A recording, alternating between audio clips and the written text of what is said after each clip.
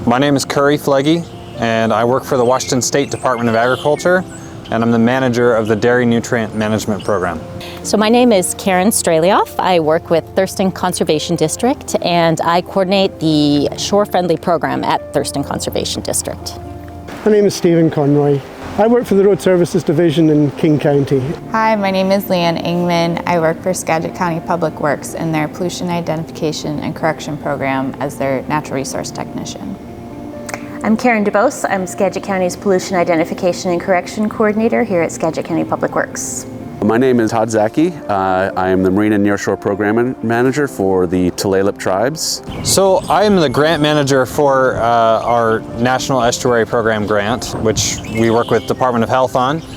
And so I'm mostly in the position of figuring out how to use that National Estuary Program grant funds to support our ongoing work of protecting water quality from livestock, nutrient management issues, sort of farm management of manure, while also protecting and supporting the dairy industry success in Washington. So Shore Friendly is a program that's actually one of 8 around Puget Sound, and we are funded with state and federal funds, and we work directly with waterfront homeowners and residents who have questions about shoreline management. So Shore Friendly really helps people understand which actions they can take that benefit the health of Puget Sound and which actions have an impact. So removing waterfront armor like seawalls or bulkheads can provide space for salmon to feed and hide and travel in safety as they go out to the ocean to grow up. Part of my responsibilities is to protect salmon habitat, protect salmon, and deal with stormwater issues within the county. Stormwater that's washing off of our roads has a chemical in it that kills salmon.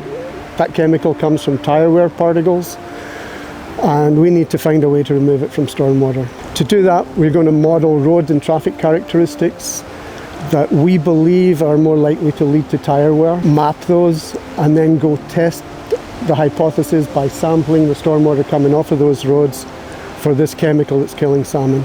I work to investigate sources of fecal pollution that are getting into our waterways around Skagit County. We typically focus on sources such as human waste, farm waste, or pet waste that could impact the fecal coliform levels that inhibit our shellfish growing areas in Samish and Padilla Bays.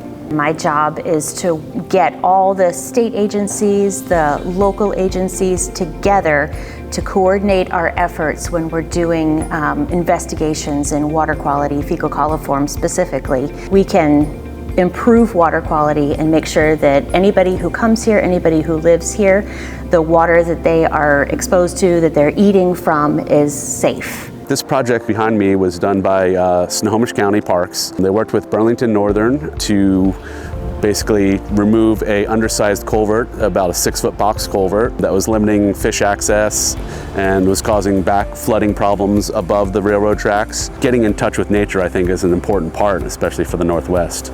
You know, watching salmon spawn up a stream is pretty, if you've never seen it before, you know, you want kids to be able to see that. You want them to be able to come out and see something that's been going on for millennia. This process that has supported the tribes for you know, time immemorial. Like, this is the natural cycle of things, and you know, if people don't see it, it's not as real. If you get to come out and see it and it's in your backyard and you can go walk and see it, it's more meaningful to you to see that sort of cycle of life.